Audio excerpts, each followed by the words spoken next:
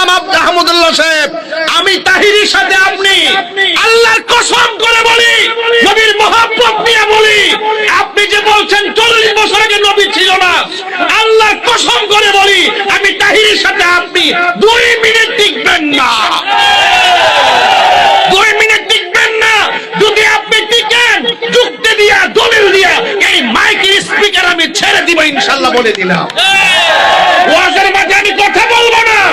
তাহিরি এত সোজা মানুষ না, তাহিরি এত অশিক্ষিত কেউ না।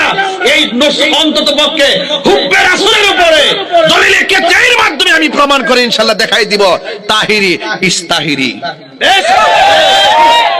অপরাধ যে করছে, এই আগুন যেখানে লাগছে সেখানে পানি ঢালতে হবে। যে অপরাধ করছে তারে কও তাড়াতাড়ি তওবা করার জন্য, তাড়াতাড়ি কও। সাহস যদি থাকে, আমি আজকে মিডিয়ার মাধ্যমে কইলাম, যদি অনলাইনে শুধু ডিবেট করে, বাংলাদেশে কে আছো ডিবেটম্যান, শক্তিশালী প্ল্যাটফর্ম, তাকে বল আমার সাথে বসার জন্য।